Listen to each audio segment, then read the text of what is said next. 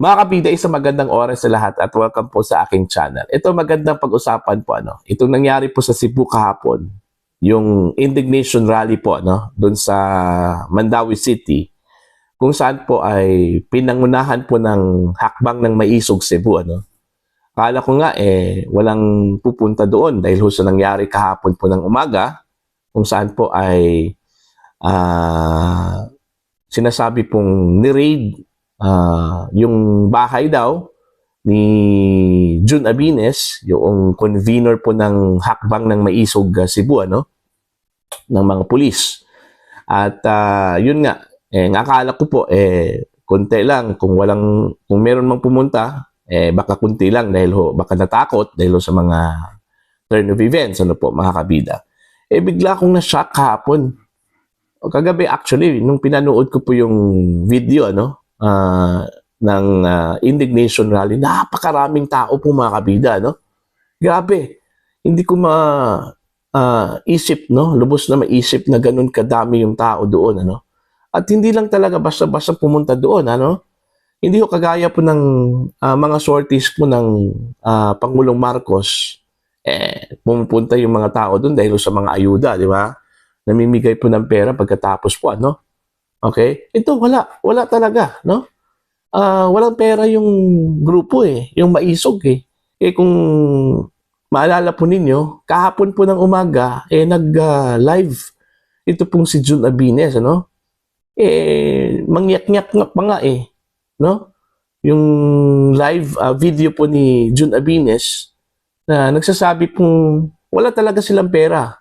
Halos lahat na bumubuo po ng hakbang ng Maisog Cebu, volunteers lahat kumukuha po sila ng pera sa sarili nila pong bulsa, Wala akong budget, para lang po idaos po itong indignation rally, So makikita mo talaga yung interest po talaga ng tao na pupunta doon sa venue, Yan, papakita ko po sa inyo.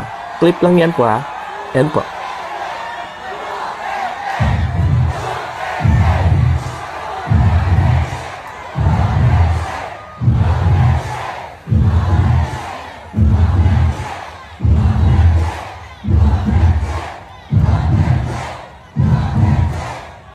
Ayan, short lang po yan mga kabida, kinat ko lang yan kasi baka makapiright po tayo, makita mo yung ilaw, tanda po ng pagsindi po ng kandila ng mga tao doon na dumalo sa naturang rally, Okay? Kung makikita mo yung video, matouch ka talaga, Dahil pagdating ni Digong, dun nagsisigawan na po yung mga tao, Duterte, Duterte, Duterte, Hindi mo yun makikita mga kabida sa mga sorties po ni PBBM, minsan nga, nung mga sorties niya, makikita mo na parang hindi ho siya pinapansin po ng mga tao, Okay? Itong si PBBM. Unlike ko dito, grabe, mainit. Napakainit yung welcome po ng mga tao doon, Para bang hanggang ngayon starstruck pa rin po. Ito pong si Digong doon ho sa mga taga Cebu, Kaya nga na-vlog ko po ito dahil gusto kong itanong lalong-lalo na po sa mga survey firms, Ang sabi po ng mga survey firms malakas na raw yung si PBBM kumpara kay Digong, Ako, in particular lang po yung survey firm na sinasabi ko, yung Okta Research, yung latest po na survey na mas marami na raw sumusuporta kay PBBM kumpara po kay Digong, Mantakin, tingnan mo yung tingnan mo yung Cebu. Okay? Kaya nga minsan nagtatanong nga ako saan pala nag-survey po itong Okta Research? Okay? Ano po yung sinurvey nila? Sino-sino yung mga sinurvey po nila? Kasi hindi ko maintindihan, kung lumakas na po itong si BBM, bakit itong sa mga sorties po niya? Ilang lugar na ba yung pinuntahan po ni Pangulong Marcos? kasama yung kanya hong mga bagong Pilipinas line-up, ano. Yung mga lugar na pinupuntahan po ni Marcos, madami nga yung tao, ano. Pero, alam niyo kung bakit andyan yung mga tao? Dahil man sa ayuda. Dahil sa ayuda Pagkatapos, namimigay po ng ayuda, no? So, sinong hindi pupunta doon, di ba? Unlike ko dito sa rally na ito, makikita mo talaga organic, no? Organic talaga. Pumupunta doon, wala naman pong naibigay po na pera, no? Pumupunta sila mga kabida, hindi ho dahil doon sa pera na ipamimigay. Wala naman talagang ipamimigay na pera Pumupunta sila doon kasi naniniwala po sila sa cause, sa rally na yon, ano, kung bakit mayroong rally. Bakit nagkaroon po ng rally, ano. By the way, yung rally pala mga kabida ay bilang suporta po kay Vice President Sara Duterte, ano po, no? Sinusuportahan po nila yung Vice Presidente po ng Pilipinas. Ayaw po nila ng impeachment laban po sa kanya, ano po, no?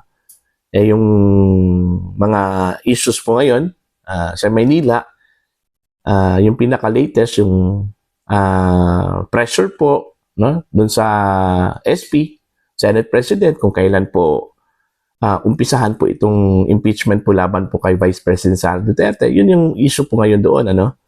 Pero, yun nga, hanggang ngayon, hindi ko pa rin lubos na maisip, ano po, no, yung init po ng pag-welcome po ng mga Cebuanos, ano, kay former President Rodrigo Roa Duterte. Yung pagsigaw pa lang mga kabida ng mga tao doon, nakakatindig balahibo, ano, di ba? Makikita mo talaga yung grabe. Sana po yung sinasabi po nilang survey na malakas na po yung Pangulo po ng Pilipinas po ngayon, ano, kumpara sa dati pong Pangulo po ng Pilipinas, mga kabida, ano. Ito, personal ko lang pong observation po ito, ano, okay. Kung titingnan mo talaga yung mga comments, ano, yun yung tanong din no. Kini-question pa rin nila yung surveys, no. Yung trust rating, bumaba yung trust rating ng mga Duterte kumpara doon no, sa Marcos admin, ano? Ay nako, yun po, no? Gusto ko lang pong i-vlog po ito kasi kaya nga, nagtataka nga ako palaging sumasagi sa isip ko, ano po, no?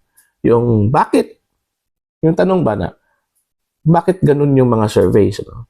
Hindi nagre-reflect doon sa totoong o actual na nangyari po sa Pilipinas, no? O sa mga Pilipino, ano? And minsan, nagdududa nga ako baka nagkaroon po ng grand design, ano? Ito pong mga survey firms. Para lang po ipalabas mga kabida na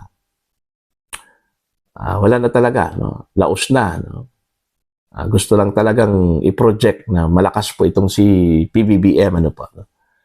Yun yung observation ko lang, personal observation ko lang po ito. May karapatan naman po tayo, no, para maglabas po ng ating saloobin, ano po, mga kabida. So, yun po. Yung nangyari po sa Cebu, ano. Tsaka, hindi lang po sa Cebu yan. Pagkakaalam ko po, may mga series of indignation rallies, ano, na magaganap at pangungunahan pa rin ng hakbang ng maisog, ano po, no? Okay? By the way, doon sa Cebu, maraming mga andoon, ano po, yung mga kandidato po ng PDP laban, mostly, no? Rodante Marcoleta, si Attorney Vic Rodriguez, no? Andun pa rin si Attorney Jimmy Bundok, ano? Tsaka yung mga locals doon sa Cebu, mga kandidato, yung mga dating opisyal po, andun si Mike Rama, ano? Tsaka yung iba pang mga personalidad doon sa Cebu, ano. So, yun po. So, para po sa inyo mga kabida, ano po yung tingin po ninyo dito sa nangyari po sa Cebu, ano? Okay? You can comment down at sa mga hindi pa po subscribers sa aking channel, please subscribe just click the subscribe button, click the notification bell, click all para updated po kayo sa aking mga uploads. Maraming salamat po sa inyo lahat. God bless po mga kabida.